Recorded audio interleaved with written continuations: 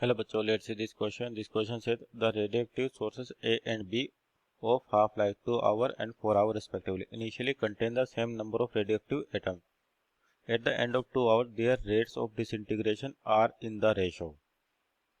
तो यहाँ देखिए आपके पास बेसिकली रेडियोएक्टिविटी से रिलेटेड क्वेश्चन है आपके पास, और पहले तो की कॉन्सेप्ट लिखे इसका। जो की कॉन्सेप्ट होगा वो क्या हो जाएगा, तो ये आपके पास लॉ ऑफ रेडियोएक्टिविटी या सिंपल बोलते लॉ ऑफ डिसइंटीग्रेशन आपके पास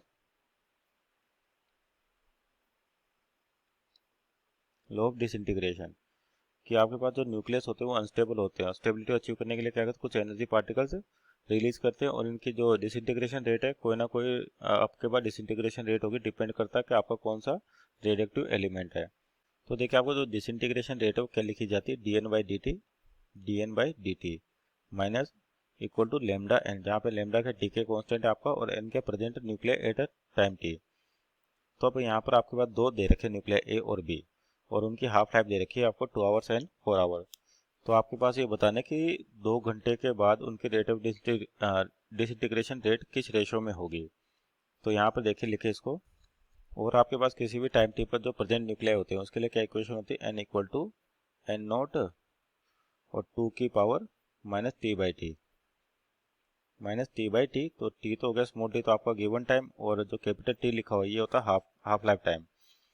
तो आपके पास सोर्स ए की बात करते हैं, तो सोर्स ए के लिए मान लिया आपके पास लिखे एन ए, और इनिशियल न्यूक्लियर आपके पास दोनों सेम है, तो मानते हैं एन नॉट इनिशियल न्यूक्लियर है और 2 की power minus T by T, और स्मॉल टी इधर का 2 आवर, और आपका जो हाफ लाइफ है वो भी कितनी 2 आवर है यहाँ पर, तो 2/2।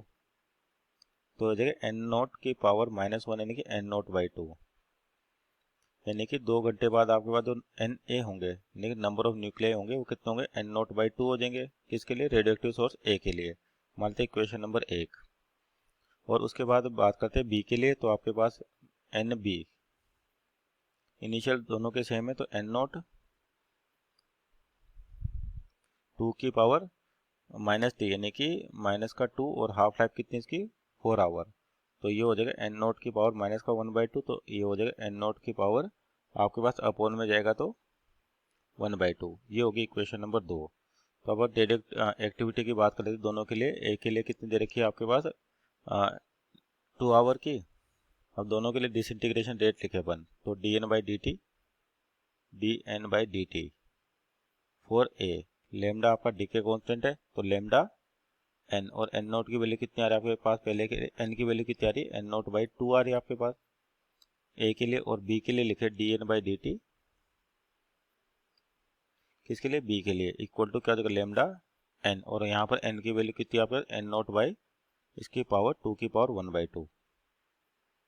तो यहाँ से इनका रेशो चाहिए, तो इन दोनों को डिवाइड करें तो आपके पास रिक्वायर्ड रेशो आ जाएगा। तो रेशो क्या हो जाएगा आपका, D N by D T किसके लिए, बी के लिए, divide by D N by D T A के लिए। तो यानी कि बी का कितना आपके पास, लेमडा एन नॉट की पावर 2 की पावर 1/2, और यहाँ से ए के लिए कितना है, D N by D T यानी कि लेमडा एन नॉट, और जो आपका 2 है वो किधर चल जाएगा, ऊपर की ओर चल जाएगा, तो ये कैंसिल आउट हो गया आपके पास, और ये बचेगा √2। तो आपका जो रिक्वायर्ड रेशो हो जाएगा ये हो जाएगा √2/1, √2/1। सो दिस और फाइनल आंसर। ऑप्शन चेक करें तो ऑप्शन नंबर ए आपका यहाँ पर, ऑप्शन नंबर सी आपका राइट आंसर होगा। Hope you understood well, best of luck.